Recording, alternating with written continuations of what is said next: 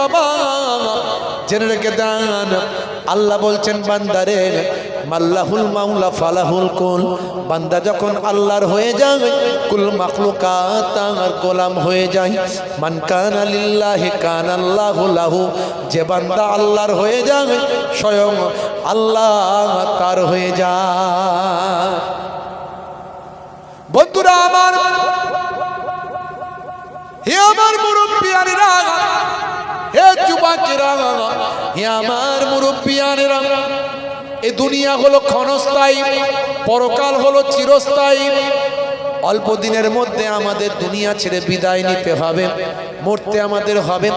ভারতবর্ষের স্বাস্থ্য বিশেষজ্ঞরা বলছেন ভারতবর্ষের মানুষের গড় আয়ু হলো 60 বছর। 60 বছরের থেকে যদি আপনি বেশি বাঁচেন তাহলে ভাববেন আপনি এক্সট্রা টাইম বেঁচে আছেন, আর আপনি 60 বছর পর্যন্ত বাঁচবেন এটা আপনি মাথায় নিয়ে চলেন। যদিও হায়াতের মালিক আমার আল্লাহ, কিন্তু গড় আয়ু একটা স্বাস্থ্য বিশেষজ্ঞরা বলেছেন এই অল্প দিনের জিন্দেগিতে আপনার বয়স যদি 40 হয় আপনি আর 20 বছর বাঁচবেন। যদি আপনার বয়স 50 হয় আপনি আর 10 বছর বাঁচবেন। যদি আপনি 70 বছর বাঁচেন, 80 বছর বাঁচেন, তাহলে আপনি 10 থেকে 20 বছর আপনাকে আল্লাহ বেশি হায়াত দিয়েছে। ভাববেন এই এক্সট্রা টাইম আপনি বেঁচে আছেন, এতে আপনি কতটা ইবাদত করেছেন, কতটা আল্লাহর জিকির আজকারে মাশগুল হয়েছেন। এ তরুণ যুবকেরা, আল্লাহ বলছেন বান্দারে আমি তোমাকে শ্রেষ্ঠত্ব দান করলাম, পৃথিবীর শ্রেষ্ঠ মানব বানালাম। লাকাদ কাররামনা বানি আদম, আমি আদমের আওলাদকে উচ্চ মর্যাদা, উচ্চ সম্মান দান করেছি। লাকাদ খালাকনাল ইনসানা ফি আহসানি তাকবীম। এ দুনিয়ার মানুষ, আমি তোমাকে সর্বাপেক্ষা সুন্দর করে সৃষ্টি করেছি।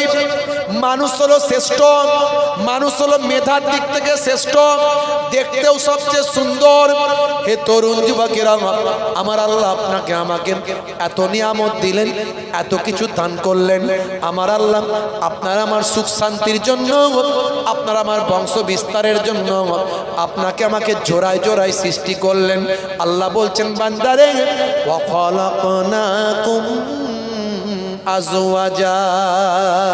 এ তরুণ যুবকেরা, আল্লাহ বললেন বান্দারে এত কিছু দিলাম, আমি তোমাদের জন্য হাওয়া বাতাস, শস্য শ্যামলা, ফলমূল, গাছপালা, তরুলতা, দিন রাত, চাঁদ সূর্য, আমি সব কিছু তোমাদের জন্য দিলাম। বায়ুতে সবচেয়ে বেশি আছে নাইট্রোজেন গ্যাস। হে তরুণ যুবকেরা, প্রায় 70 থেকে 75% নাইট্রোজেন গ্যাস আছে বায়ুতে। তারপর অক্সিজেন আছে, কার্বন ডাই অক্সাইড আছে, হিলিয়াম আছে, বিভিন্ন গ্যাস আছে। কিন্তু আমার আল্লাহ সবচেয়ে বেশি গ্যাস যেটা দিয়েছেন সেটা হলো নাইট্রোজেন। আমি আপনি সেই নাইট্রোজেন গ্যাসটা যদি নিতাম তাহলে আমি আপনি মারা যেতাম, বাঁচতাম না। আমাদের দরকার হলো অক্সিজেন। বায়ুতে সব গ্যাস একসঙ্গে মিক্সড হয়ে আছে, মিলিত আছে, মিলে আছে, সব গ্যাস একত্রিত হয়ে আছে। কিন্তু আমার আল্লাহ আপনাকে আমাকে এমন কুদরতি ফিল্টার দিয়েছেন যে আমরা নাইট্রোজেন না নিয়ে সেখান থেকে ফিল্টারের মাধ্যমে অক্সিজেন গ্রহণ করি। এত নিয়ামত আল্লাহ আপনাকে আমাকে দান করলেন, কত কিছু দান করলেন আল্লাহ আমাকে আপনাকে। একবার ভাবুন, আপনার শরীরের প্রত্যেকটা অঙ্গ প্রত্যঙ্গ নিয়ে যদি আপনি একটু গবেষণা করেন আপনি অবাক হয়ে যাবেন, অবাক হয়ে যাবেন। যার দুটো চোখ নাই তাকে জিজ্ঞাসা করুন ভাই চোখের কতটা মূল্য, সে আপনাকে বলবে। আমার আপনার চোখ আছে তো আমরা মূল্যটা বুঝি না। যার হাত নাই তাকে জিজ্ঞাসা করুন ভাই এই তোমার যে হাত নাই কোনো অসুবিধা হয়? হাতের কতটা মূল্য সে জানে। যে কথা বলতে পারে না সে জানে, যে বোবা সে জানে যে কথা বলার কতটা মূল্য। যে কানে শুনতে পায় না সে জানে যে সোনা কতটা মূল্যবান ব্যাপার, সোনার দাম কত। তাহলে আমি আপনি, আমাকে আপনাকে আল্লাহ সব নিয়ামত দিয়েছেন, মাত্র একটা ঘন্টা দিনে ইবাদত করতে বলেছেন। 5 ওয়াক্ত নামাজ, 5 ওয়াক্ত নামাজ একটা ঘন্টা, 12 মিনিট করে সময় দিলে 5 12 60, 1 ঘন্টায় 5 ওয়াক্তের নামাজ হয়ে যায়। 1 ঘন্টা যদি নামাজে দিতেন আমার আল্লাহ নিজেই বলেছিলেন, হে মুয়াজ্জিন নামাজের জন্য ডাকো। যখন মুয়াজ্জিন আযান দেয় আমরা মনে মনে করি যারা গান বাজায় তারা গানের সাউন্ড কমিয়ে দেয়, যারা টিভি দেখে টিভি বন্ধ করে না, টিভি সাউন্ড কমিয়ে দেয়। আজান হচ্ছে রে সাউন্ডটা কমা, আজান হচ্ছে সাউন্ডটা কমা, মনে মনে করে সাউন্ড কমালেই মনে হয় আজানের হক আদায় হয়ে গেল, আজান দেওয়ার কাজ হয়ে গেল। আর আমার মায়েরা যারা মাথায় গায়ে কাপড় থাকে না, আজান হলে একটু ভালো করে মাথায় গায়ে কাপড়টা দিয়ে একটু বেশ ভালো হয়ে গেল। আসলে আজানের উদ্দেশ্য ওটা নয়, আজানের উদ্দেশ্য বান্দা নামাজে এসো। জোরে বলুন সুবহানাল্লাহ। পুরুষ মানুষরা মসজিদে চলে আসবে, জামাতে নামাজ পড়বে। যে অবস্থায় সাহাবায়ে কেরামরা যে অবস্থায় থাকতেন, কাজ করছেন, ব্যবসায় দোকানদারি করছেন, আজান যেই হলো সঙ্গে সঙ্গে সব ছেড়ে দিয়ে মসজিদে গিয়ে জামাতে নামাজটা আদায় করে নিল। মায়েরা বাড়িতে নামাজ পড়বেন আর আমার ভাইয়েরা মসজিদে গিয়ে নামাজ পড়বেন। আজানের উদ্দেশ্য হলো এটা, কিন্তু আমরা সেই নামাজ ছেড়ে দিয়েছি। সবচেয়ে বড় ইবাদত, সবচেয়ে বড় ইবাদত হলো নামাজ। নামাজের থেকে বড় ইবাদত কিছু নাই। তবে শুধু নামাজ পড়লেই যে শেষ তা নয়, নামাজও পড়ছে, চিটিংবাজিও করছে, নামাজও পড়ছে, বাপ মায়ের সঙ্গে মামলা করছে, নামাজও পড়ছে, বাপ মাকে পিটছে, খেতে দেয় না, নামাজও পড়ছে, ঘরে এসে বউকে মারছে, নামাজও পড়ছে, ওজনে ঠকাচ্ছে, আলছেটে বাড়াচ্ছে, ভাইয়ের মাল আত্মসাৎ করছে, ছেলের বিয়েতে মোটা পণ নিচ্ছে। নামাজি দাঁড়িওয়ালা এরকম অনেক আছে না? নাই, অনেক আছে। নামাজটার হকটাকে আদায় করতে হবে, নামাজটাকে কন্ট্রোল করতে হবে, নামাজটাকে ঘিরে রাখতে হবে। নামাজ পড়বেন, আপনার পোলাইট ব্যবহার করবেন, মিষ্টি ব্যবহার, এত সুন্দর ব্যবহার করবেন মানুষের জ্বলা অন্তর যেন ঠান্ডা হয়ে যায়। আপনি নামাজ পড়ছেন, ভাই আমার ইবাদত বন্দেগী করছেন, নবীর সুন্নতগুলোকে পালন করবেন। রাস্তা দিয়ে যাচ্ছেন, পেরেক কাঁচ ভাঙা পড়ে আছে, আপনি দেখেছেন, সরিয়ে দেন, পরবর্তী পথিকের পায়ে না লেগে যায়। পথহারা মানুষকে পথ দেখান, ভাই আমার অন্ধ মানুষকে রাস্তা পার করে দেন, ক্ষুধার্ত মানুষের মুখে অন্ন তুলে দেন, প্রতিবেশী যদি বিপদে পড়ে সাহায্যে ছুটে যান। ভাইরা আমার, কেউ অসুস্থ আছে, সুস্থতার চেষ্টা করুন, ছোটদের স্নেহ করুন, বড়দের সম্মান করুন, পিতামাতার খেদমত করুন। মাঝে মাঝে পিতামাতার কাছে ভালো খাবারটা নিয়ে এসে মুখের সামনে দেন। দোয়া করো আব্বা বলতে হবে না, দোয়া জবান সে নেহি দিল সে হোতা হ্যায়। বাম্মা যদি রাজি হয়ে যায়, হুমা জান্নাতো কা ওয়া নারো কা। ভাইরা আমার, বাম্মাকে ট্রিটমেন্টের দরকার, মায়ের শরীর অসুস্থ, পয়সা খরচ করার ভয়ে ছেলে বলছে আর বেশি দিন বাঁচবে না, খরচা করে কি হবে, অবস্থা খুব খারাপ। তা বললে তুমি ট্রিটমেন্ট করবে না? তোমার সামর্থ্য অনুযায়ী যতটুকু ক্ষমতা আছে তোমাকে ট্রিটমেন্ট করে যেতে হবে। মায়ের মনটা খুশি হবে। বাঁচা না বাঁচা আল্লাহর হাতে। মা তোমার জন্য দোয়া করবে, সেই দোয়াতে আল্লাহ তোমাকে জান্নাত দান করে দেবে।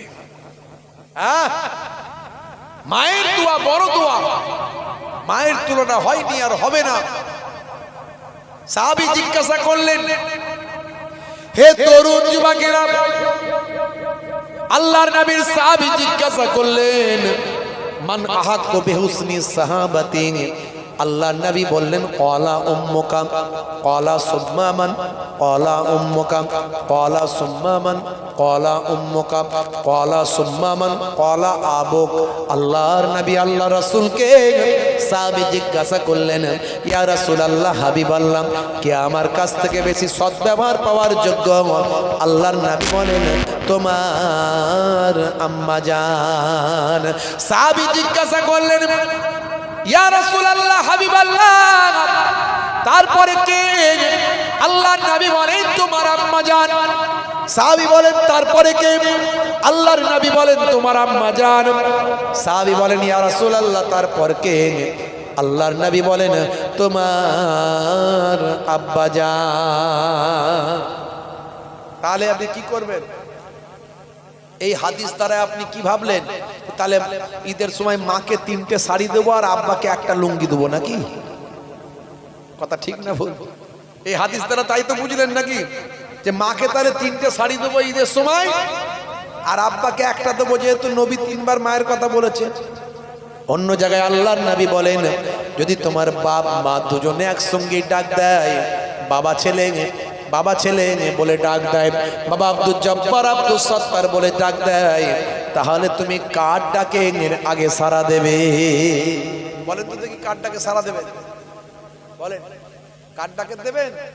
আব্বার ডাকে দেবেন আগে। কারণ আপনার আব্বা হলেন আপনার এবং আপনার মায়ের দুজনেরই গার্জিয়ান। জোরে বলেন সুবহানাল্লাহ। ইসলাম মানলে কাউকে ছোট করা হয় না, ইসলাম বুঝতে হয়। বুঝলে বুঝ পাতা, না বুঝলি তেজ পাতা। যারা বোঝে না তারা ইসলামের বিরোধিতা করে। ইসলাম সবাইয়ের অধিকার বুঝিয়ে দিয়েছে। হে তরুণ যুবকেরা, হে আমার বন্ধুরা, হে আমার মুরব্বিয়ানিরা, শুনে রেখে দিন বাবা, জেনে রেখে দেন। হযরতে ওয়াইস কুরনি রাহমাতুল্লাহ আলাইহি, আপনারা নাম শুনেছেন, মস্ত বড় আল্লাহর মাহবুব বান্দা। তিনি একজন তাবেঈ ছিলেন। আল্লাহর নবীর যুগে তার জন্ম হয়েছিল, কিন্তু সাহাবী হওয়ার সুযোগ তিনি পাননি। তার কারণ হলো তার আম্মা জান বাড়িতে অসুস্থ ছিলেন। আল্লাহর নবীর প্রতি তার অনেক মহাব্বত ছিল, আল্লাহর নবীর প্রতি তার অনেক ভালোবাসা ছিল। নবীর একজন আশিক ছিলেন, আশিকে রাসূল ছিলেন। কিন্তু তার মা অসুস্থ থাকার কারণে আল্লাহর নবীর দরবারে যাবার মতো তার ক্ষমতা হয়নি। হে তরুণ যুবকেরা, ওহদের যুদ্ধে যখন আল্লাহর নবীর দান্দান মোবারক যখন শহীদ হয়েছে, কুরন এলাকার মানুষ হযরতে ওয়াইস কুরনি যখন শুনতে পারলেন আল্লাহর নবীর দান্দান মোবারক শহীদ হয়েছে, তখন তিনি নবীর ইশকে পাগল হয়ে গেলেন, ফিদা হয়ে গেলেন। কোন দাঁতটা নবীর ভেঙেছে এই চিন্তা করতে করতে নিজের সব কটা দাঁতকে নবীর মহাব্বতে ভেঙে ফেলেছে। হে তরুণ যুবকেরা, হে আমার মুরব্বিয়ানিরা, হে তরুণ যুবকেরা, শুনে রেখে দিন বাবা, মায়ের দোয়াতে কত বড় আল্লাহ তাকে ফজিলাতের হকদার করেছিলেন। বন্ধুরা আমার, তরুণ যুবকেরা, আল্লাহর নবী ইন্তেকালের আগে নিজের গায়ের জুব্বাটা হযরতে ওমর ফারুক হযরতে আলীকে ডেকে বললেন, বাবারা, আমার একজন আশিক আছে, আমার একজন আশিক আছে, কুরন শহরে বসবাস করে। যাবে বাবা, আমার আশিকের কাছে যাবে, আমার আশিকের কাছে গিয়ে আমার গায়ের জুব্বাটা তাকে উপহার দেবে।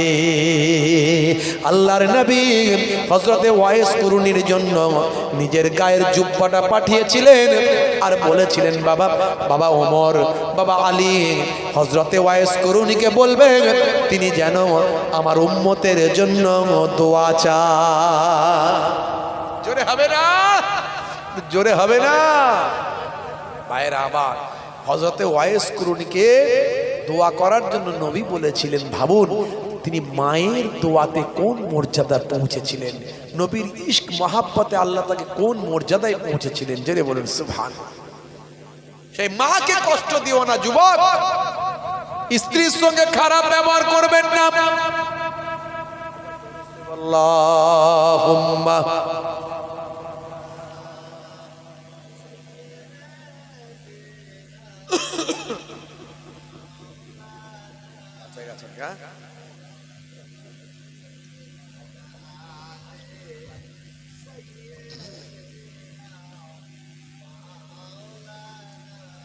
হাজারো ব্যথা বেদনার পরে ফিরে আসুনি তুমি আপন ঘরে, দিনের আলো তুমি ছড়িয়ে দিতে চলে গেলে মদিনায় মক্কা ছেড়ে। হে রাসূল, তোমাকে ভুলি আমি কেমন করে। হে রাসূল, তোমাকে ভুলি আমি কেমন করে। আল্লাহুম্মা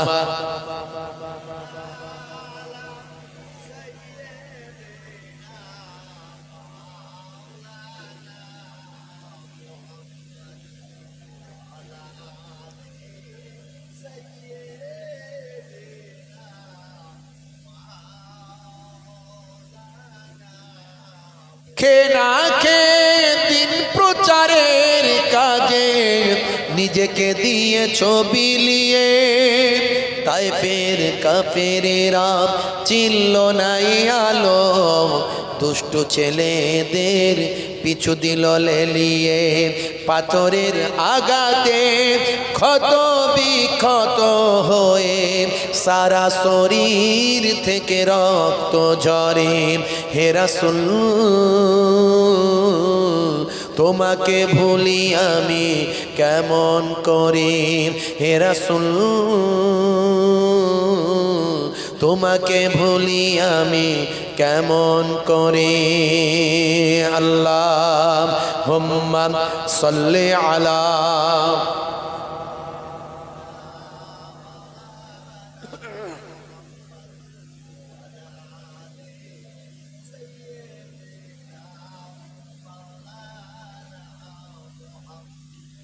হেরার গুহায় তোমারই ধ্যান, আসমান থেকে নামে আল কোরআন।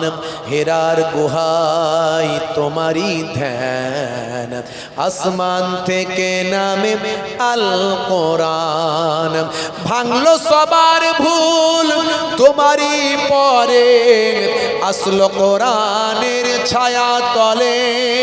খালিদ ওমর আলী আবু বকর ইসলামী ঝান্ডা নিল যে তুলে। আল আমিন তুমি ছিলে যে সদা সকল মানুষের তরে। হে রাসূল তোমাকে ভুলি আমি কেমন করে, হে রাসূল তোমাকে ভুলি আমি কেমন করে। আল্লাহুম্মা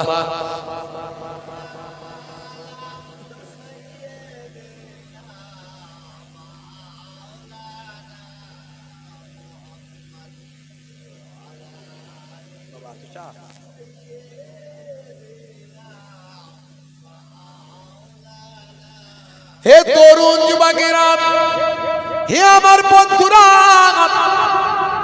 একদিকে যেমন নামাজটা আদা করবেন, অপরদিকে তেমন ছোট ছোট কাজগুলো করবেন। পিতামাতার সেবা করবেন, স্ত্রীর সঙ্গে খারাপ আচরণ করবেন না। আমরা মনে মনে করি ভাই আমার স্বামীর পায়ের তলায় স্ত্রীর জান্নাত, এটাই আমরা মনে মনে করি। স্ত্রীকে আমরা এটাই বোঝানোর চেষ্টা করি। এই জন্যে স্বামী যাই করুক না কেন, আমাদের ঘরের স্ত্রীরা স্বামীর বিরোধিতা করে না। এটা আল্লাহ আপনাকে আমাকে এত নিয়ামত করেছেন, আমাদের ঘরের বউয়েরা কিন্তু স্বামীর এগেনস্টে যায় না। তার কারণ তাদের মধ্যে সে কোরআন হাদিসের জ্ঞান আছে যে স্বামীর পায়ের তলায় স্ত্রীর জান্নাত। এবারে আপনি ভাববেন ও বগল বাজাচ্ছে, তাহলে আমার বিরাট বাজার, আমার বিরাট পাওয়ার রে বাবু। ইসলাম মানলে কাউকে ছোট করা হয় না। এই কথাটা আমরা প্রায় জানি, এই কথাটা আমরা প্রায় শুনি, কিন্তু এটা আমরা জানি না, এটা কেউ বলে না। স্ত্রীর সার্টিফিকেট ছাড়া কোনো স্বামী জান্নাতে যেতে পারবে না। অত সহজ নয়। খালি মনে করলে হবে না আমার পায়ের তলায় আমার স্ত্রীর জান্নাত, কিন্তু আমার স্ত্রী তখন চিন্তা করবে আমার সার্টিফিকেট ছাড়া বেটা তুমি জান্নাতে যেতে পারবে না। যতই বদমাইশি করবে সার্টিফিকেট আমি দেবো না। ঠেলা সামলাবে পারে। তাহলে ইসলাম মানলে কাউকে ছোট করা হয় না। আমার নবী মাঝে মাঝে ঘরটা নিজে হাতে ঝাড়ু দিতেন। কি প্রেম শিখিয়েছেন নবী।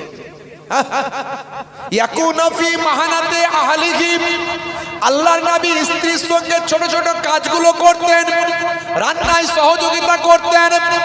ওয়ায়াকুমুল বাইতা, মাঝে মাঝে ঘরটা নিজে হাতে ঝাড়ু দিতেন। ছোট ছোট কাজগুলো নবী আমার অনেক করতেন। হে যুবকেরা, এগুলো সব সুন্নাত। একদিকে যেমন নামাজ পড়বেন, ইবাদত করবেন, তেমন এগুলোও করবেন। আপনি বলবেন হুজুর এই ওয়াজটা কিন্তু ঠিক হচ্ছে না। আমাদের ঘরের বউয়েরা শুনে নিচ্ছে। সকালবেলা বলবে কই গো, রাতের বেলা হুজুর ওয়াজ করে গেল, ঘর ঝাড়ু দেওয়ার কথা বললে একটু ঝাড়ুটা দাও না।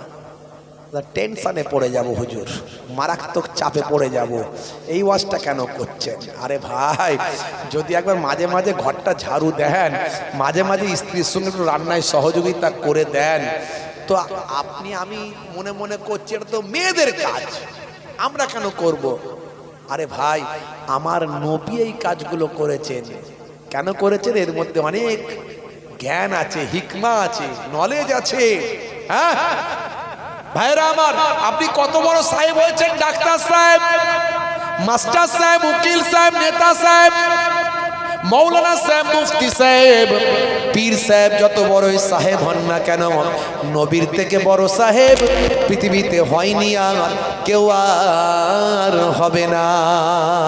হে তরুণ যুবকেরা, আল্লাহর নবী এই কাজগুলো করে আমাদের শিক্ষা দিয়েছেন। হে উম্মতে মুহাম্মাদি, তোমরা মাঝে মাঝে স্ত্রীর সঙ্গে ছোট ছোট কাজগুলোতে অংশ নেবে। যদি ছোট ছোট কাজগুলো মাঝে মাঝে করেন, কই গো ফুলটুসির মা, তোমার শরীরটা খুব খারাপ, আজকে তুমি একটু রেস্ট নাও, আমি আলুটা ছিলে দিচ্ছি। হ্যাঁ, কই গো ফুলটুসির মা, তুমি একটু বেলায় ওঠো, আমি একটু ঘরটা নিজেই ঝাড়ু দিয়ে দিচ্ছি। আচ্ছা বলুন তো, স্ত্রীর সঙ্গে স্বামীর প্রেম কমবে না বাড়বে?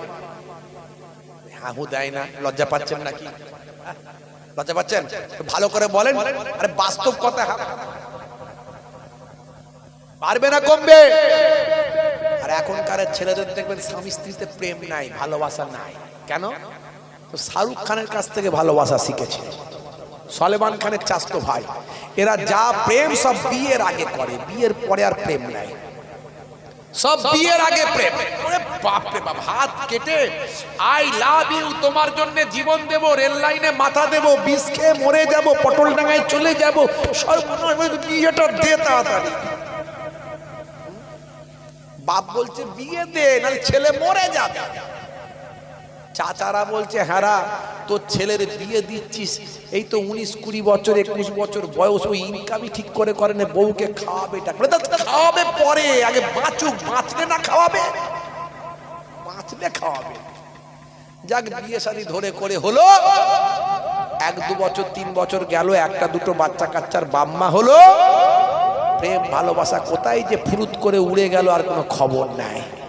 রাত্রে 9টার পরে প্রত্যেক দিন ঘরের পাশ দিয়ে যখন কেউ না কেউ যায়, ঘরের ভিতর থেকে 220 আর 440 আওয়াজ হয়, বলে তৃতীয় বিশ্বযুদ্ধ লেগে গেছে। বুঝতে পারছেন?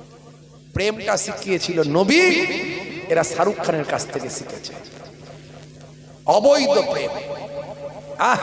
ভাইরা আমার, তরুণ যুবকেরা আমার, মুরব্বী আরেরা আমার, আমার নবী সব শিখিয়ে দিয়েছে। হে যুবকেরা, হে আমার বন্ধুরা, এই ছোট ছোট কাজগুলো করবেন, এগুলো সব ইবাদতের সব। ভাইরা আমার, পাড়া প্রতিবেশীর সঙ্গে ভালো ব্যবহারটা করবেন, ছোটদের স্নেহ করবেন, বড়দের সম্মান করবেন। আল্লাহর নবী এগুলো সব শিখিয়ে দিয়েছেন। হে যুবকেরা, হে আমার মুরব্বিয়ানেরা, সবচেয়ে বড় ইবাদত নামাজটা পড়বে। এই যে সবে মেরাজ আসছে, কবে বলেন তো, কবে সবে মেরাজ? কবে?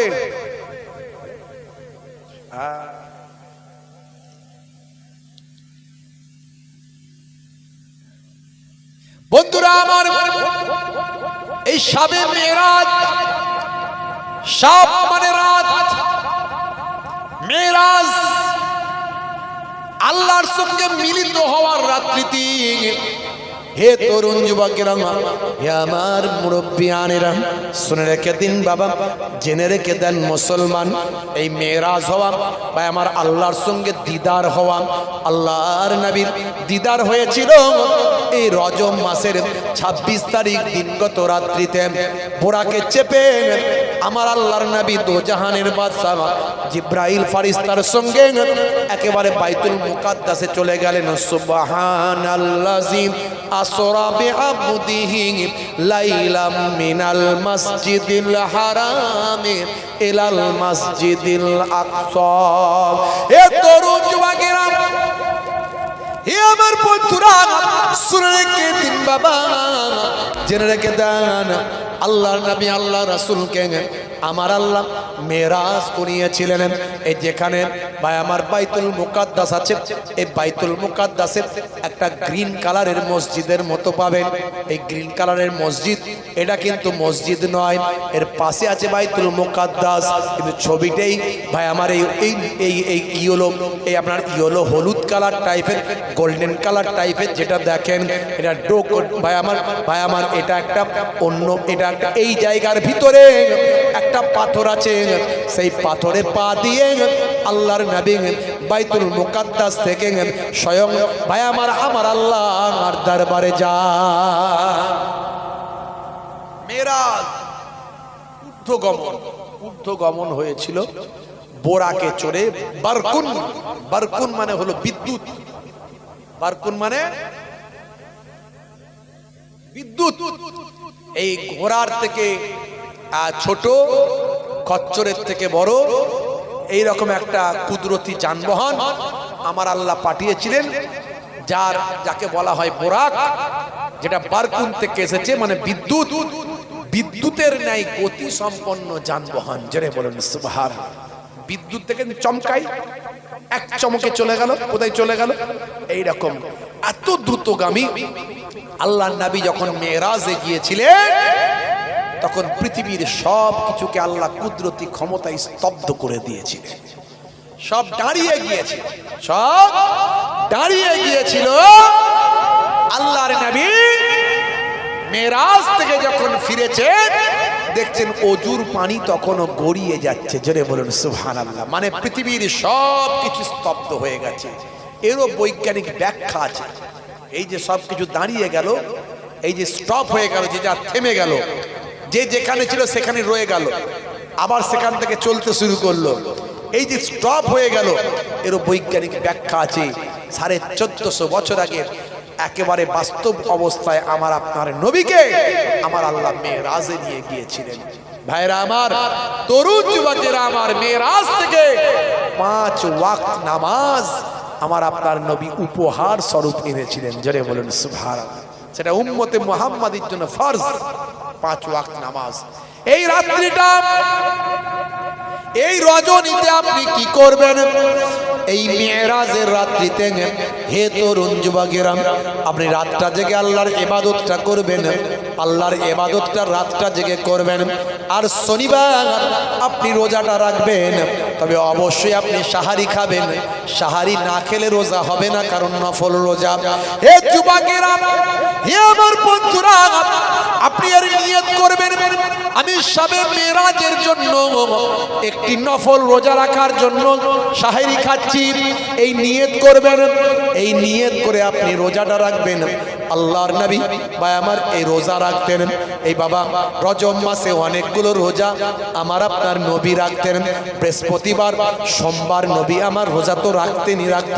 হে যুবকেরা, তবে এখানে রোজা রাখাটা কোনো ফরজ ওয়াজিব নয়।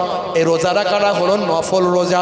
আপনি একটা রাখতে পারেন, দুটো রাখতে পারেন, আবার 3টেও রাখতে পারেন, কিন্তু প্রত্যেকটা রোজার নিয়ত হবে শবে মেরাজ উপলক্ষে। শবে মেরাজের আপনি রোজাটা রাখছেন, নফল রোজা। এই নিয়ত করে আপনি সাহারি খাচ্ছেন। হে যুবকেরা, হে আমার বন্ধুরা, এই রোজা রাখার ফজিলত অনেক। এই রাত্রির ইবাদতটা অনেক মর্যাদা। হযরতে মুসা কালিমুল্লাহকে তার উম্মতেরা বলল, হুজুর আপনার কাছ থেকে আমরা শুনেছি আখিরি জামানার যিনি পয়গম্বর আসবেন তিনিও তার উম্মতেরা বেশি দিন তারা বাঁচবেন না, অল্প দিন তাদের হায়াত হবে।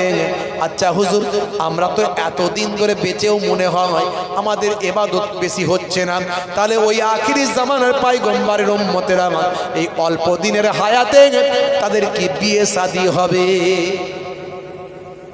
আমরা এতদিন করে বাঁচছি, তারপরে আমাদের কিছুই হচ্ছে না মনে হচ্ছে।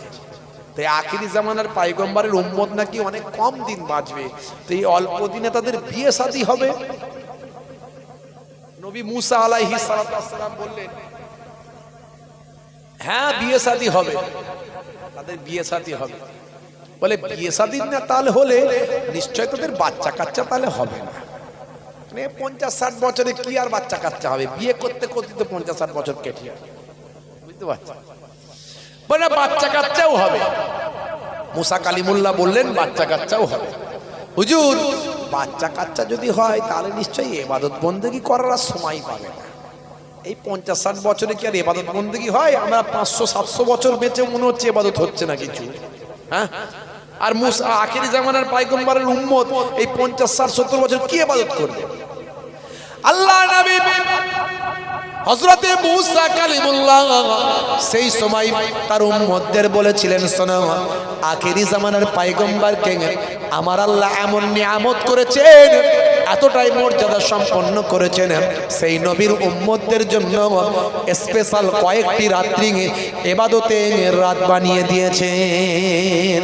হে তরুণ যুবকেরা, হে আমার বন্ধুরা, ওই কয়েকটা রাত্রিতে যদি আখিরি জামানার পয়গম্বরের উম্মতেরা যদি ইবাদত বন্দেগী করেন, আমার উম্মতদের এত বছর হায়াত পেয়ে যে ইবাদত বন্দেগী হয়েছে তার থেকে আখিরি জামানার পয়গম্বরের উম্মতদের ইবাদত বেশি হয়ে যাবে। হে যুবকেরা, হে আমার মুরব্বিয়ানেরা, আমার আপনার জন্য আমার আল্লাহ কয়েকটা স্পেশাল নাইট দিয়েছেন। তার মধ্যে 1 নাম্বার সেটা হলো লাইলাতুল কদর। জোরে হবে না? লাইলাতুল কদর কবে আসে বলেন তো দেখি? হ্যাঁ হ্যাঁ, 26-এর দিবাগত রাত। আপনারা কি বলছেন বলেন? রমজান মাসের শেষ 10 দিন মাথায় রাখবেন, নির্দিষ্ট করে আল্লাহর নবী বলে যাননি। অনেকে মনে করে 27, হ্যাঁ তাই তো নাকি? 26-এর দিন গত রাত মানে 27 অনেকে মনে করে, কিন্তু না, আল্লাহর নবী নির্দিষ্ট করে কোথাও কোনো হাদিসে ডাইরেক্ট বলেননি। বলা হয়েছে বেজোর রাত্রি, শেষ 10 দিনের কোনো এক বেজোর রাত্রিতে। হে তরুণ যুবকেরা, লাইলাতুল কদর সম্পর্কে কোরআন মাজিদে সূরা কদর এসেছে। আমার আল্লাহ বলছেন, ইন্না আনজালনাহু ফি লাইলাতিল কদর ওয়া মা আদরাকা মা লাইলাতুল কদর লাইলাতুল কদরি খায়রুম মিন আলফি শাহর।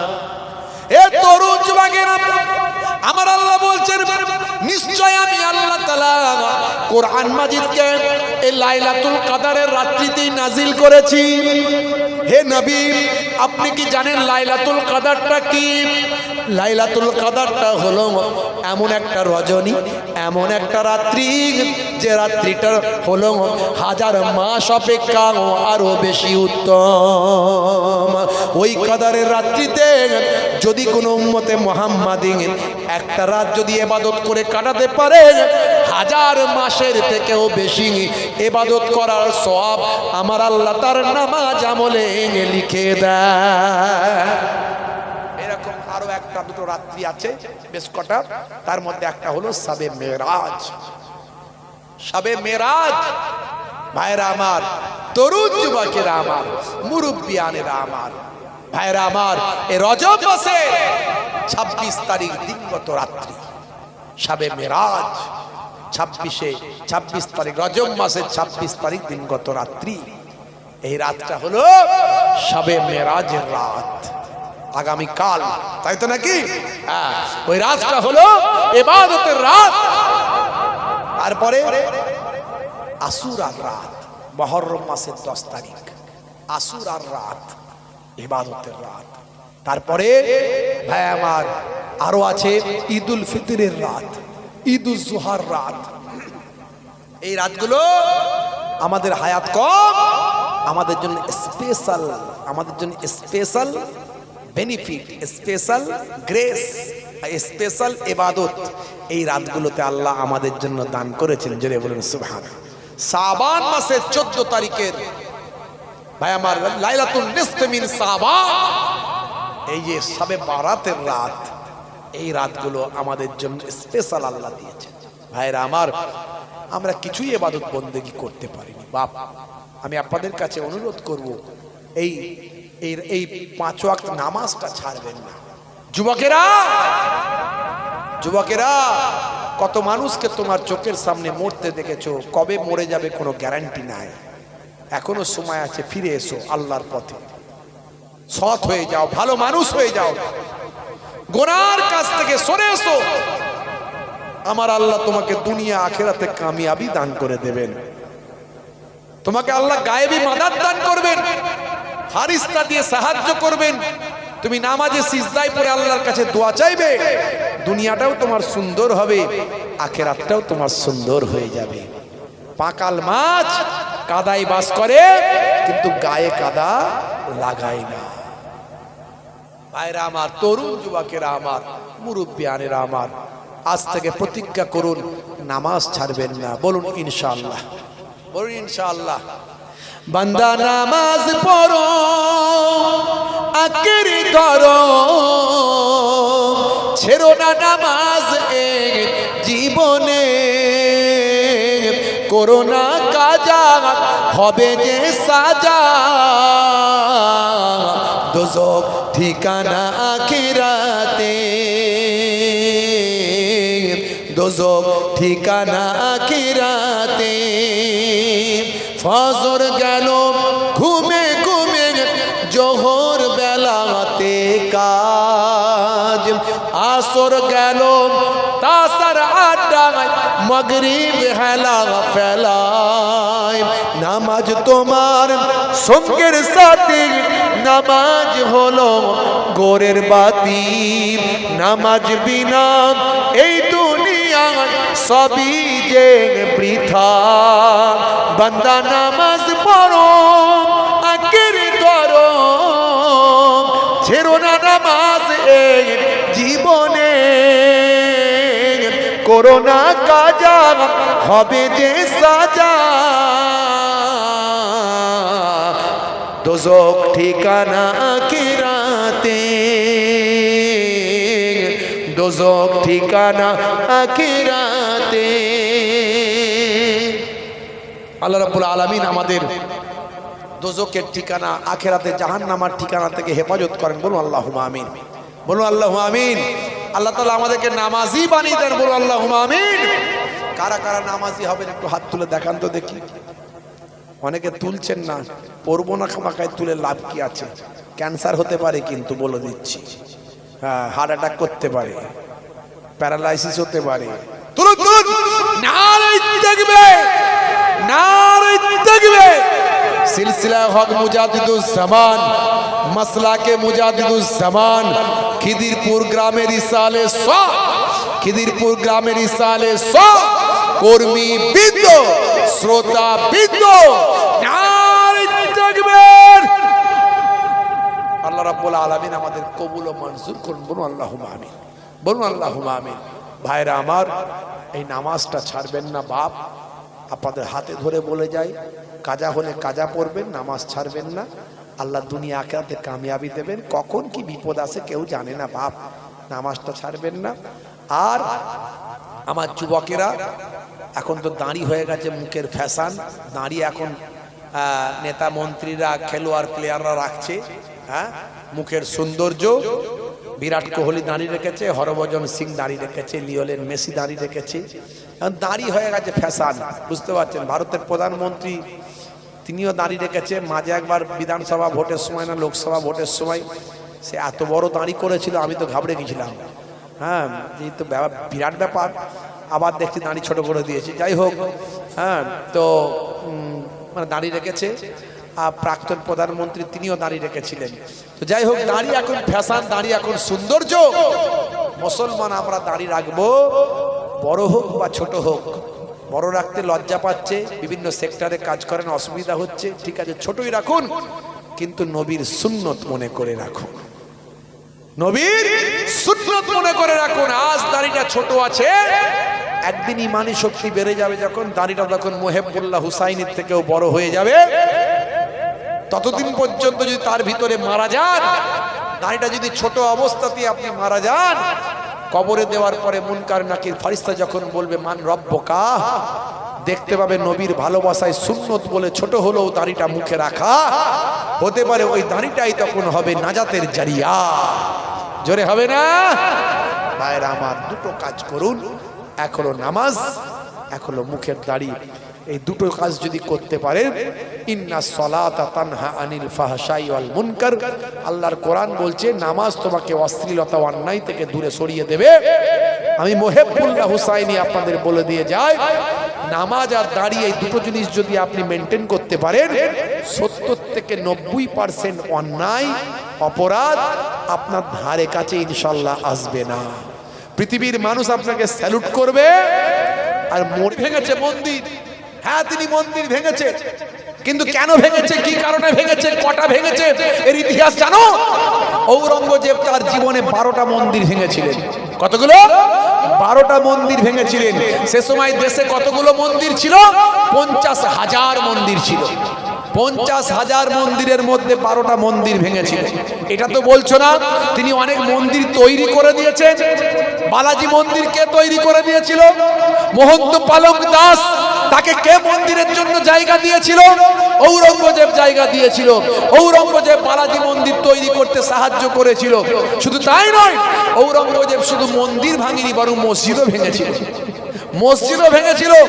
মহারাষ্ট্রে তাজিয়া করতে গিয়ে 100 জন মানুষ মারা যায়। ঔরঙ্গজেব তাজিয়াও বন্ধ করে দিয়েছিল। অনেক মসজিদও ভেঙেছিল, কারণ এগুলো রাজনীতির আখড়ায় পরিণত হয়েছিল। এগুলোকে কেন্দ্র করে রাজনীতি হচ্ছিল। এই মন্দির মসজিদগুলোর তলাতে গোপনে ষড়যন্ত্র হচ্ছিল। তাই এই কটা মন্দির আর মসজিদ তিনি ভেঙেছিলেন। শুধু তাই না, তিনি অসংখ্য মন্দির তৈরি করে দিয়েছিলেন। এগুলো তার বলা হয়নি। তার বিরুদ্ধে প্রপাগান্ডা ছড়িয়ে হিন্দু মুসলমানের মধ্যে বিভাজনের রাজনীতি করা হয়। বন্ধুরা আমার, তরুণ যুবকেরা আমার, ঔরঙ্গজেব এমন একজন সৎ অনেস্ট মানুষ ছিলেন, যিনি রাজকোষের অর্থ ভক্ষণ করতেন না। যিনি রাজকোষের অর্থ ভক্ষণ করতেন না, তিনি মাথার টুপি তৈরি করতেন।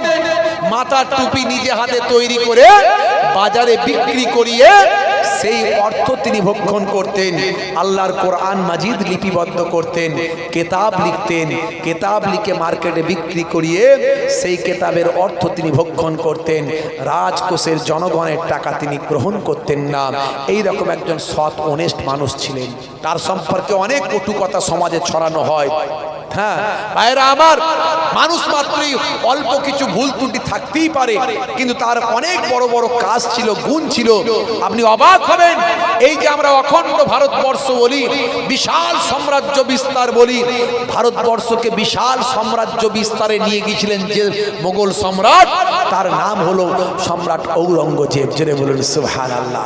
শুধু তাই নয়, আজকে জিডিপি কোন জায়গায় নেমে গেছে, আজকে অর্থনৈতিক পরিকাঠামো কোন জায়গায় পৌঁছে গেছে, আজকে মুসলমানদের চাকরি বাকরি কোথায় ঠেকেছে, 1% 2%ও খুঁজে পাওয়া যায় না। অথচ মোগল সম্রাট ঔরঙ্গজেবের সময় ভারতবর্ষের অর্থনীতি ছিল স্বর্ণযুগ। সে সময় সম্পদের এত উন্নতি হয়েছিল, এত ডেভেলপমেন্ট হয়েছিল, আপনি অবাক হবেন। ভাইরা আমার, এই সব কথাবার্তা বলে মুসলমান, হিন্দু, খ্রিস্টান, জৈন, বৌদ্ধ সকলের মাঝখানে একটা সাম্প্রদায়িকতা তৈরি করে ভোটের রাজনীতি, গদির রাজনীতি করছে। আর এর বিরুদ্ধে আমরা রুখে দাঁড়াতে পারছি না, আমরা এর বিরুদ্ধে প্রতিবাদ করতে পারছি না, সঠিক তথ্যটা মানুষের কাছে পৌঁছাতে পারছি না। আমাদের মিডিয়া নাই, আমাদের মিডিয়া ঠিক মতো কাজ করতে পারছে না, আমাদের সঠিক তথ্যগুলো তুলতে পারছে না।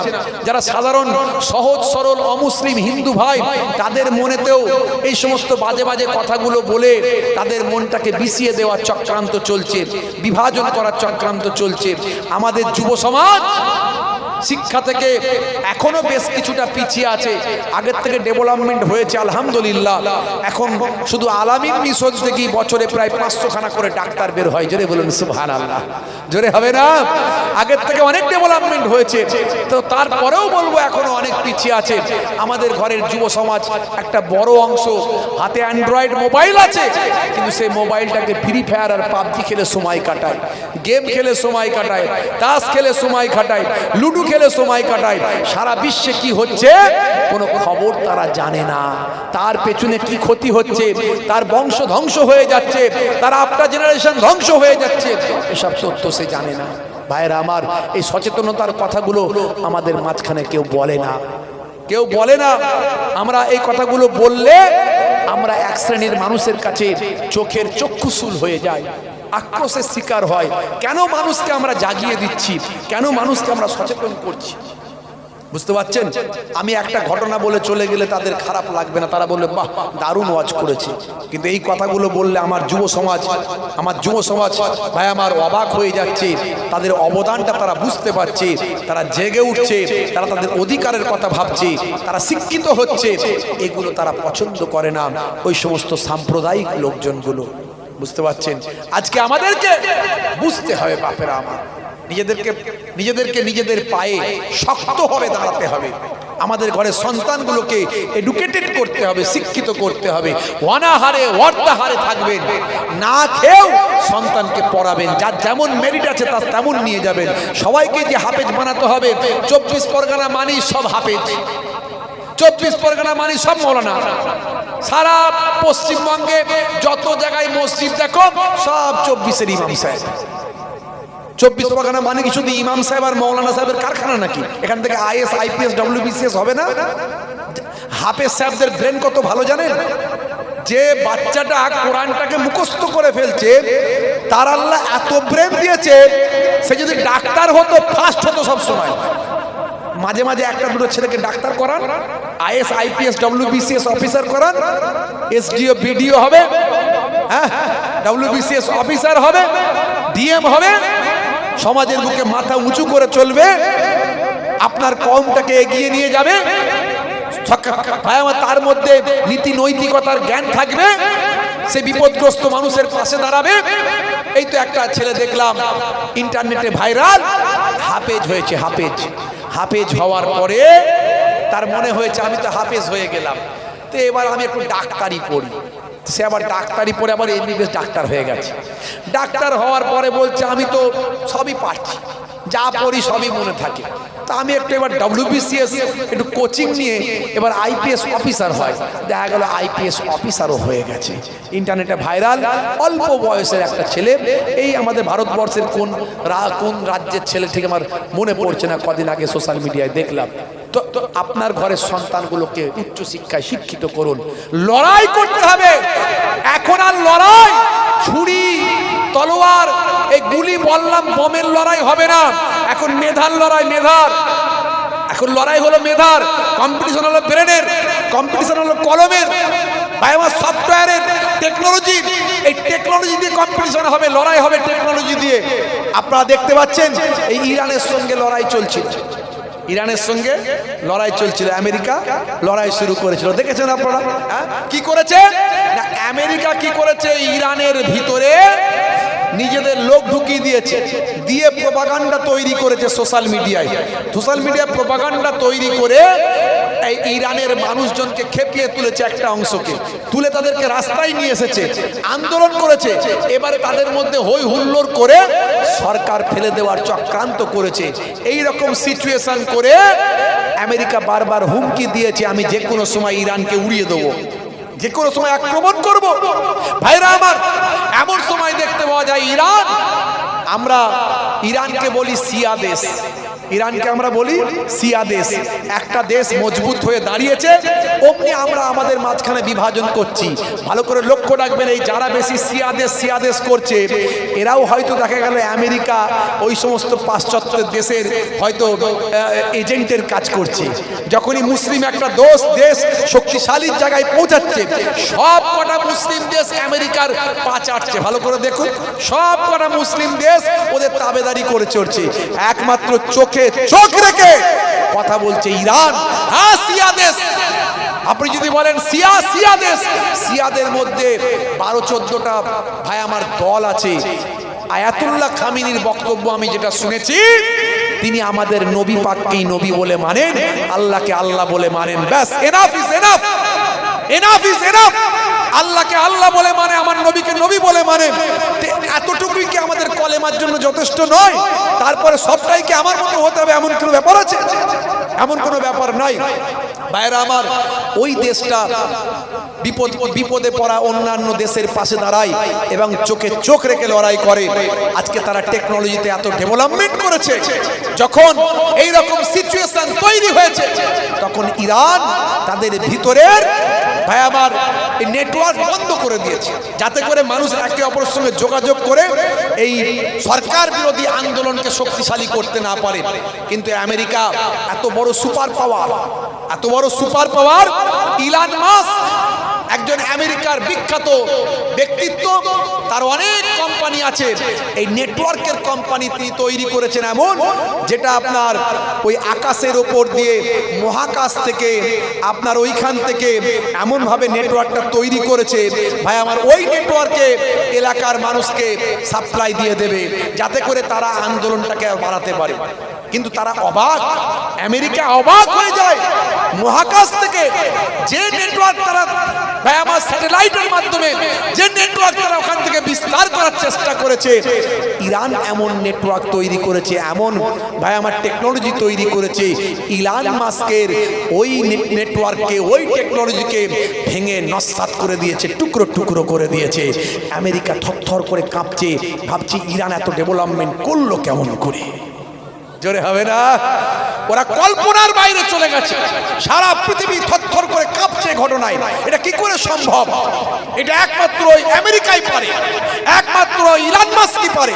সেই ইলন মাস্কের টেকনোলজিকে, আমেরিকার টেকনোলজিকে ইরান ভেঙে চূর্ণ বিচূর্ণ করে দিয়েছে।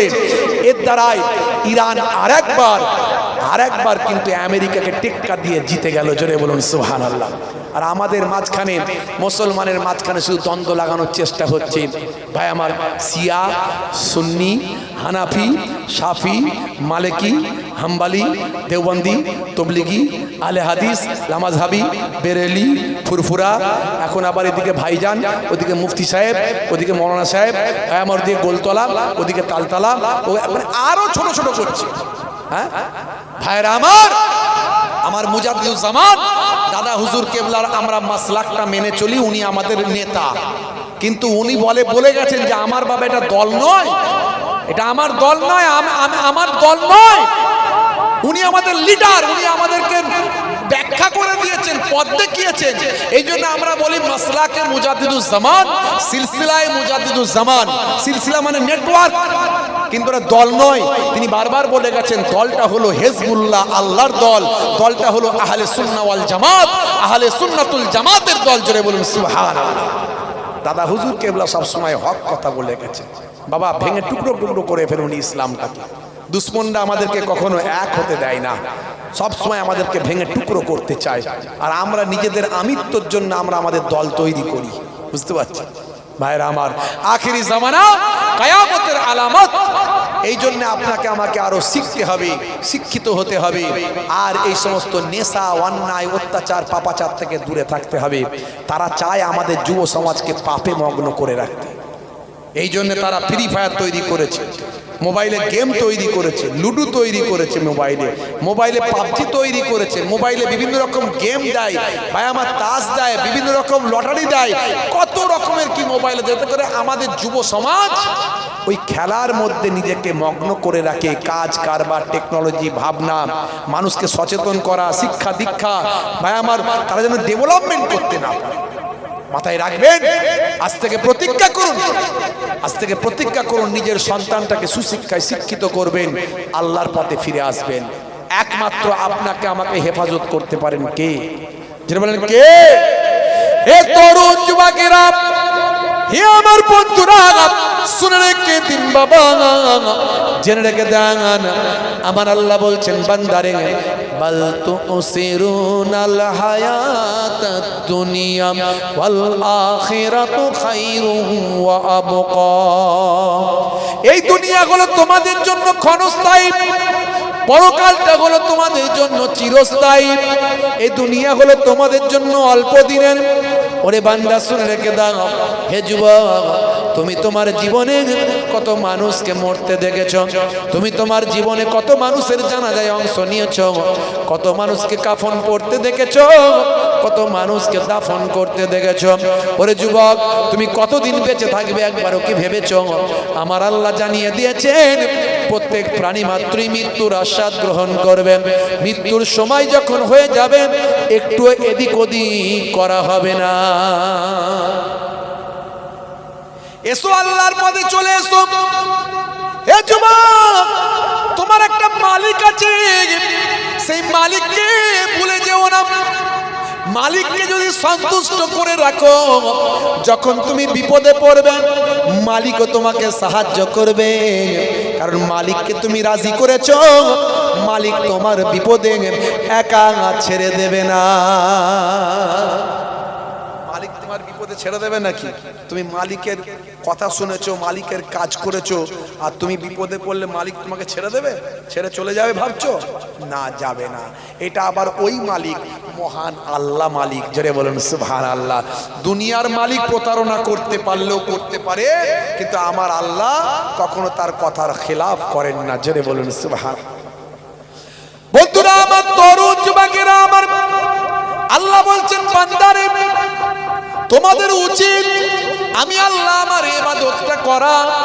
ফালিয়াবুদু রাব্ব হাযাল বাইত আল্লাযী আত'আমাহুম মিন জুইন ওয়া আমানাহুম মিন খাউফ। তোমাদের উচিত আমি আল্লাহ আমার ইবাদতটা করা। আমি আল্লাহ আমার ইবাদত করা উচিত। এই কাবা ঘরের যিনি মালিক সে আল্লাহ, আমি আল্লাহ। আমার ইবাদত করা তোমাদের দায়িত্ব। কারণ ক্ষুধা লাগলে আমি আল্লাহ তোমাদের খাওয়াই, আর যখন তোমরা ভয় পাও আমি আল্লাহ ভয়টা দূর করে দিতাই। ক্ষুধা লাগলে কে খাওয়ায়? জোরে বলেন। একজন বলছে বউ খাওয়ায়। কি করে? বলে হুজুর বই তো রান্না করে দেয়। কথা ঠিক, বউ রান্না করে দেয়, কিন্তু গলায় যদি টিউমার হয়, খাদ্যনালীতে যদি ক্যান্সার হয়, আর পেটে যদি আলসার হয়, তোমার খাবারটা পেটে কি যাবে ভাই? বলছেন নাই। এই জন্যই আল্লাহ বলছেন বান্দারে ক্ষুধা লাগলে আমি আল্লাহ তোকে খাওয়াই। আমার আল্লাহ না চাইলে পেট পর্যন্ত খাবার যাবে না, মুখ থেকে বেরিয়ে যাবে, খাবার ঢুকবে না। ভাইরা আমার, হে তরুণ যুবকেরা, আর ভয় পেলে আমি আল্লাহ ভয়টা তোমাদের দূর করে দেব। করোনার সময় ভয় ছিল না? ছিল না? জোরে বলেন, ছিল না? ছিল না? খালি বলছে হাত দিস নি, ওইখানে হাত দিলেও একজন হাত দিয়ে গেছে, ওর করোনা যদি থাকে তোর ঢুকে যাবে। আমাদেরকে যা বোঝায় তাই বুঝি। মিডিয়া এমন একটা জিনিস, রাত দিন যদি কানের কাছে আপনাকে বোঝায় না, আপনাকে মনে হবে ওটাই ঠিক। দেখবেন একটা ভালো লোককে যদি 100 জন লোক যদি মিটিং করে নিল, মিটিং গ্রামের 100টা লোক মিটিং করলো রাতের বেলা অন্ধকারে ডেকে ডেকে নিয়ে, যে ওকে কিন্তু কাল থেকে আমরা সবাই প্রচার করব ও চোর। বুঝতে পারছি? কিন্তু ভালো লোক, কোনোদিন চুরি চামারি করেনি। 100টা লোক দোকান বাজারে, চায়ের দোকানে, এখানে ওখানে যাকে যাকে দেখছে তাকেই বলছে জানো তো ও চোর, কিন্তু ধরা পড়েছে এক জায়গায়, জানো তো। ভালো লোকটাকে সবাই ভাব এত বলতে লাগলো, সবাই ভাব মনে মনে করতে লাগে তাহলে সত্যি চোর না হলে এত লোক বলে নাকি? মিডিয়া এত বেশি প্রচার করে আমাদেরকে মনে হয় ওটাই ঠিক। বন্ধুরা আমার, তরুণ যুবকেরা আমার, হে আমার মুরব্বিয়ানেরা, শুনে রেখে দেন, জেনে রেখে দেন মুসলমান। আল্লাহ বলছেন বান্দারে ক্ষুধা লাগলে আমি খাওয়াই, ভয় পেলে আমি আল্লাহ হেফাজত করি। করোনার ভয় ছিল, করোনার সময় এমন ভয় ধরিয়েছিল। হে তরুণ যুবকেরা, হে আমার মুরব্বিয়ানেরা, স্বামী যখন বাইরে থেকে বাড়িতে ঢোকে, বউ বলে তুমি খাটে আমি নিচে। হ্যাঁ, স্বামী এসেছে বাড়িতে রাতের বেলা ঘুমাবে, বউ বলছে তুমি খাটে আমি নিচে। বলছে কেন? তোমার কাছে যদি করোনা থাকে আমার কাছে চলে আসবে, তাই তুমি ওপরে শোও আমি নিচে শুই। হ্যাঁ, আর দূর থেকে লাঠি করে কাপড় দিচ্ছে। আছে না কথা? ঠিক না ভুল? হ্যাঁ, করোনা তোমাদের কি করবে বলো না, করোনার মালিক আল্লাহকে ডাকো না। এক একটা সময় আমাদের আসে, এই 2011 সালের পর থেকে এগুলো বেশি শুরু হয়েছে। আল্লাহর গজবও চলে এসছে, আল্লাহ নারাজ হয়ে গেছে আমাদের উপরে। আসলে 100 জনের 95 জন 90 জন নামাজ পড়েনি, কথা ঠিক না ভুল? আর আল্লাহ বলছে আমি তোদের মালিক, আমাকে ডাকছিস না।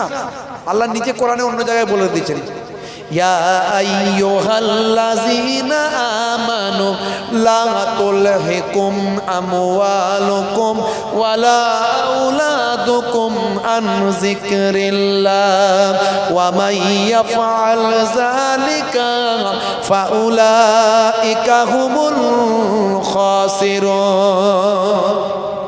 হে তরুণ যুবকেরা, আল্লাহ বলছেন হে বিশ্বাসী বান্দারা, सुन রেখে দাও, জেনে রেখে দাও, ना भुला दे माल तुम्हारा और औलाद तुम्हारे अल्लाह के इबादत से।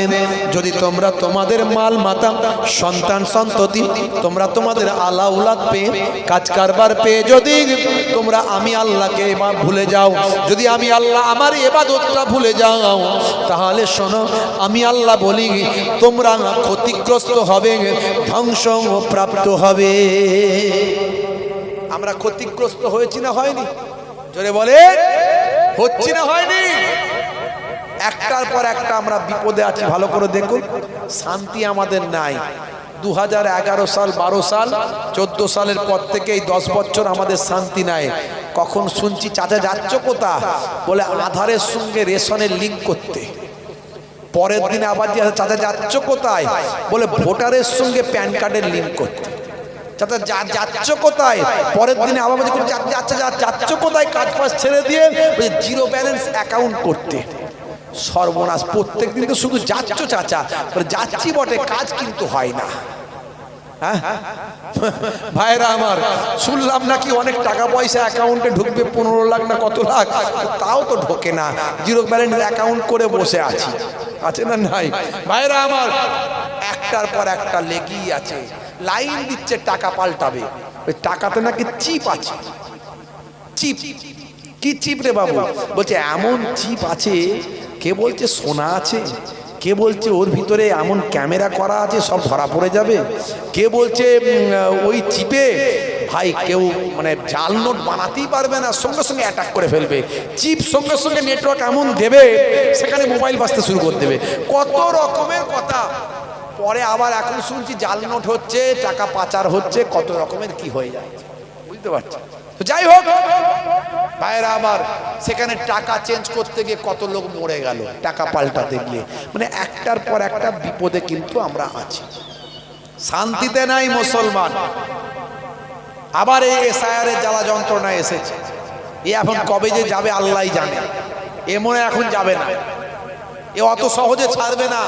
মিস্টার জ্ঞানেশ কুমার এত তার জ্ঞান, এত সহজে ছাড়বে না। এর মানে আমার মনে হয় অন্তত মোটামুটি অন্তত 1 কোটির কাছাকাছি মানে মোটামুটি ডি ভোটার, ডাউটফুল ভোটার করবি, করে ভোটটা করিয়ে নেবে, ভোটে যা হওয়ার হয়ে যাবে।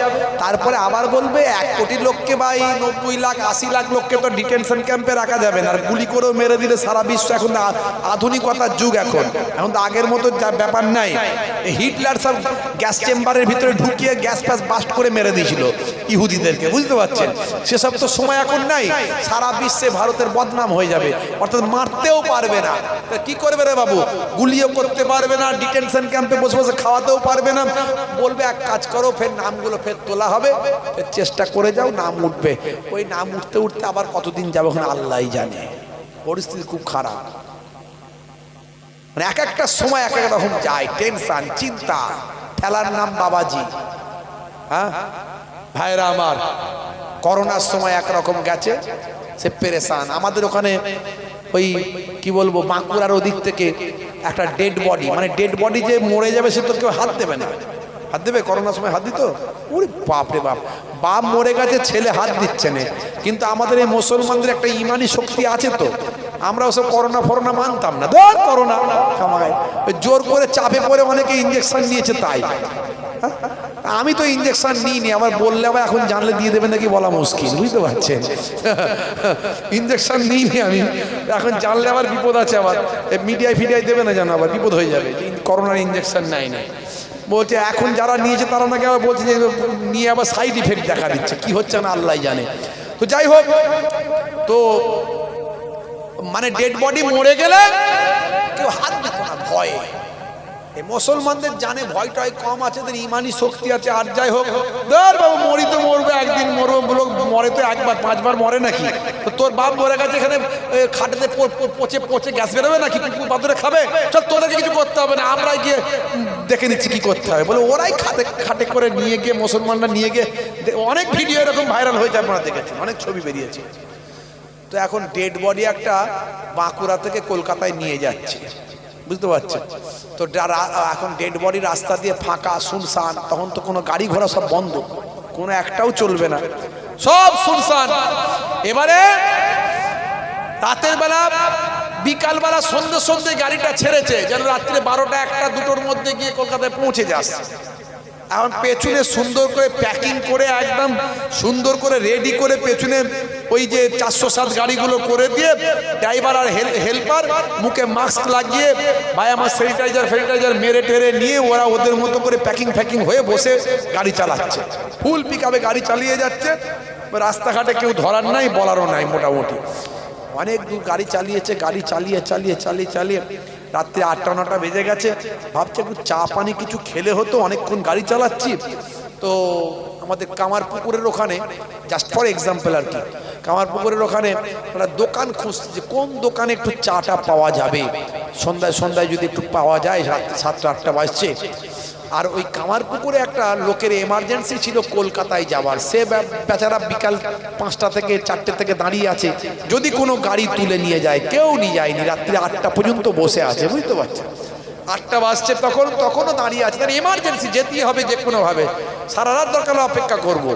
তো গাড়িটা এসে টুক করে, ও তো আবার ডেড বডি গাড়ি, জানলে লোকে হইচই পড়ে যাবে, এখন বিপদ। ও একটা গাছের আড়ালে, একটুখানি গাছের ছাওয়ার কাছে একটুখানি, সেইখানে একটু গাড়িটা দাঁড় করিয়ে, আর একটা ঝুপড়ি মতো একটা হাফ দরজা খোলা আছে, ভিতরে একটু লাইটটা জ্বলছে, টুকটুক করে ড্রাইভার আর হেল্পার ওই দিকে গেছে। আর এ বেটা মনে মনে করছে, আমাকে যদি দেখতে পায় তাহলে গাড়িওয়ালা তুলবে না। ওই গাছের আড়াল দিয়ে পেছন দিক থেকে লুকিয়ে এসে যতদূর যাবে ততদূরই ভালো আমার, হ্যাঁ পেছনে উঠে পড়ি, তবে যা হয় হবে বলে ওই অন্ধকারের ভিতরে গাছতলায় গাড়িটা ছিল। সুরসুর করে সেখান থেকে উঠে হাতে দেখছি, বেশ ভালোই তো একটা স্পঞ্জের গদি দেখতে পাচ্ছি, মনে হয় সোফা টোফা রাখা আছে। বলে আরাম করে ওই বসেছে সোফার উপরে বসে চুপ করে বসে আছে, গাড়ি ছাড়ুক। ও ব্যাটারা চাটা ওখান থেকে কোনো রকম ম্যানেজ ট্যানেজ করে দূর থেকে কিছু করে হয়তো নিয়ে খেয়েছে, এবার মাস্ক ফাক্স পরে আবার গাড়ি ছেড়েছে। গাড়ি ফুল পিকআপে যাচ্ছে। এ বেটা পেছনে বসে বেশ রিল্যাক্সে আরামে বসে মনে করছে অনেকক্ষণ হয়ে গেল, একটু সিগারেট খাওয়ার ঝোঁক আছে। বের করেছে একটা সিগারেট, বের করে মুখে দিয়ে ফস করে টানছে, বুঝতে পারছেন? ধোঁয়া উঠছে। এখন এই ড্রাইভারের পেছনে একটা ছোট্ট একটা দরজা মতো থাকে, দেখুন একটা কাঁচের দরজা মতো, সেখানটা একটু ফাঁক আছে হালকা। একটা বিড়ির গন্ধ আসছে না, হেল্পারের নাকে গেছে, বুঝতে পারছেন? হেল্পারের নাকে একটা বিড়ি সিগারেটের গন্ধ, আমরা তো খাইনি, কে খাচ্ছে? পেছন দিকে তাকিয়ে দেখে তো মাথা খারাপ। ড্রাইভার কাছে ওই ভূত বিড়ি খাচ্ছে, বুঝতে পারছেন? ড্রাইভার বাজে কথা বলে যাচ্ছে, চল গাড়ি চালা। এই গন্ধ পাচ্ছ না, সিগারেটের বিড়ির গন্ধ? দেখো না, ডেড বডি উঠে বসে পড়েছে। কি বলছিস বাজে কথা? খামায় ডেড বডি বসতে পারে? তাকিয়ে দেখো, বিড়ি খাচ্ছে। যেই ড্রাইভার তাকিয়ে দেখেছে, হতো গাড়ি আর হ্যান্ডেল আর কাজ করছে না, সত্যি মনে হয় বসে পড়েছে, মনে হচ্ছে ডেড বডি। মরা বডি নিয়ে এলাম না জ্যান্ত বডি নিলাম, কে জানে, এখন বসে বিড়ি খাচ্ছে। ও গাড়ি হ্যান্ডেল কাঁপছে, কোনো রকমে গাড়িটাকে কোনো জায়গায় একটা ব্রেক মেরেছে, নিয়ে দুজন মিলে দুদিক থেকে গেট খুলে মাঠটান দৌড় খেয়েছে। রাতের বেলা 9টা-10টা বাজছে, খেয়েছে, দৌড়াচ্ছে মাঠের উপর দিয়ে। আর এ বেটা বিড়ি টিড়ি খেয়ে নিয়ে চুপ করে বসে দেখছে যে কি হলো, কেসটা কি এরকম দাঁড়িয়ে গেল কেন? কি মেরে দেখছে ড্রাইভার হেল্পার দুজন দৌড়াচ্ছে, ভাবছি নিশ্চয়ই কোনো ঘটনা ঘটেছে, এও দৌড়াচ্ছে, ওরাও দৌড়াচ্ছে, এও তার পেছনে দৌড়াচ্ছে। দৌড়াতে মাঠেতে কাঁচার খেয়ে পড়েছে। কাজাকে পাওয়ার পরে এই সামনে চলে গেছে, ভাই ভূত ভাই মাফ করে দাও, ভূত ভাই আমার আর করবো না, আর কোনদিন ডেড বডি নিয়ে যাবো না, আর কোনদিন নিয়ে যাবো না। ভাই বলো না কি হয়েছে না কি, আমি ভূত ভূত নয় জানি, ভূতেরা বলে ভূত নয়, ভূতেরা বলে ভূত নয় জানি। মানে এমন একটা পরিস্থিতি, কত কি যে হয়েছে চিন্তা করতে পারবেন না, মানুষকে যে কত বোকা বানানো হয়েছে। আবার এসআইআর চলে এলো, এতে যে কত কি হবে, মানে এই তো শুরু হয়েছে। আল্লাহ রাব্বুল আলামিন আমাদের হেফাজত করেন, এই সমস্ত চক্রান্ত থেকে আমাদের হেফাজত করেন। মুসলমান, আমাদের একটা মালিক আছে, সেই মালিক আপনাকে বলে দিয়েছে, বান্দারে তোরা আমার হয়ে যা, আমি আল্লাহ তোদের হয়ে যাব। হে তরুণ যুবকেরা, হে আমার বন্ধুরা, শুনে রেখে দিন বাবা, জেনে রেখে দেন, আল্লাহ বলছেন বান্দারে মাল্লাহুল মাওলা ফালাহুল কুল, বান্দা যখন আল্লাহর হয়ে যায় কুল মাখলুকাত তার গোলাম হয়ে যায়। মান কানা লিল্লাহি কানা আল্লাহু লাহু, যে বান্দা আল্লাহর হয়ে যায় স্বয়ং আল্লাহ তার হয়ে যায়। বন্ধুরা আমার, হে আমার মুরব্বিয়ানেরা, হে যুবকেরা, হে আমার মুরব্বিয়ানেরা, এই দুনিয়া হলো ক্ষণস্থায়ী, পরকাল হলো চিরস্থায়ী। অল্প দিনের মধ্যে আমাদের দুনিয়া ছেড়ে বিদায় নিতে হবে, মরতে আমাদের হবে। ভারতবর্ষের স্বাস্থ্য বিশেষজ্ঞরা বলছেন ভারতবর্ষের মানুষের গড় আয়ু হলো 60 বছর। 60 বছরের থেকে যদি আপনি বেশি বাঁচেন তাহলে ভাববেন আপনি এক্সট্রা টাইম বেঁচে আছেন, আর আপনি 60 বছর পর্যন্ত বাঁচবেন, এটা আপনি মাথায় নিয়ে চলেন। যদিও হায়াতের মালিক আমার আল্লাহ, কিন্তু গড় আয়ু একটা স্বাস্থ্য বিশেষজ্ঞরা বলেছেন এই অল্প দিনের জিন্দগিতে আপনার বয়স যদি 40 হয় আপনি আর 20 বছর বাঁচবেন। যদি আপনার বয়স 50 হয় আপনি আর 10 বছর বাঁচবেন। যদি আপনি 70 বছর বাঁচেন, 80 বছর বাঁচেন, তাহলে আপনি 10 থেকে 20 বছর আপনাকে আল্লাহ বেশি হায়াত দিয়েছে। ভাববেন এই এক্সট্রা টাইম আপনি বেঁচে আছেন, এতে আপনি কতটা ইবাদত করেছেন, কতটা আল্লাহর জিকির আজকারে মশগুল হয়েছেন। এ তরুণ যুবকেরা, আল্লাহ বলছেন বান্দারে আমি তোমাকে শ্রেষ্ঠত্ব দান করলাম, পৃথিবীর শ্রেষ্ঠ মানব বানালাম। লাকাদ কাররামনা বানি আদম, আমি আদমের আওলাদকে উচ্চ মর্যাদা, উচ্চ সম্মান দান করেছি। লাকাদ খালাকনাল ইনসানা ফি আহসানি তাকবীম। এ দুনিয়ার মানুষ, আমি তোমাকে সর্বাপেক্ষা সুন্দর করে সৃষ্টি করেছি। মানুষ হলো শ্রেষ্ঠ, মানুষ হলো মেধার দিক থেকে শ্রেষ্ঠ, দেখতেও সবচেয়ে সুন্দর। হে তরুণ যুবকেরা, আমার আল্লাহ আপনাকে আমাকে এত নিয়ামত দিলেন, এত কিছু দান করলেন। আমার আল্লাহ আপনার আমার সুখ শান্তির জন্য, আপনার আমার বংশ বিস্তারের জন্য আপনাকে আমাকে জোড়ায় জোড়ায় সৃষ্টি করলেন। আল্লাহ বলছেন বান্দারে ওয়া খালাকনাকুম আজওয়াজা। এ তরুণ যুবকেরা, আল্লাহ বললেন বান্দারে এত কিছু দিলাম, আমি তোমাদের জন্য হাওয়া বাতাস, শস্য শ্যামলা ফলমূল, গাছপালা তরুলতা, দিন রাত, চাঁদ সূর্য, আমি সব কিছু তোমাদের জন্য দিলাম। বায়ুতে সবচেয়ে বেশি আছে নাইট্রোজেন গ্যাস। হে তরুণ যুবকেরা, প্রায় 70 থেকে 75% নাইট্রোজেন গ্যাস আছে বায়ুতে। তারপর অক্সিজেন আছে, কার্বন ডাই অক্সাইড আছে, হিলিয়াম আছে, বিভিন্ন গ্যাস আছে। কিন্তু আমার আল্লাহ সবচেয়ে বেশি গ্যাস যেটা দিয়েছেন সেটা হলো নাইট্রোজেন। আমি আপনি সেই নাইট্রোজেন গ্যাসটা যদি নিতাম তাহলে আমি আপনি মারা যেতাম, বাঁচতাম না। আমাদের দরকার হলো অক্সিজেন। বায়ুতে সব গ্যাস একসঙ্গে মিক্সড হয়ে আছে, মিলিত আছে, মিলে আছে, সব গ্যাস একত্রিত হয়ে আছে। কিন্তু আমার আল্লাহ আপনাকে আমাকে এমন কুদরতি ফিল্টার দিয়েছেন যে আমরা নাইট্রোজেন না নিয়ে সেখান থেকে ফিল্টারের মাধ্যমে অক্সিজেন গ্রহণ করি।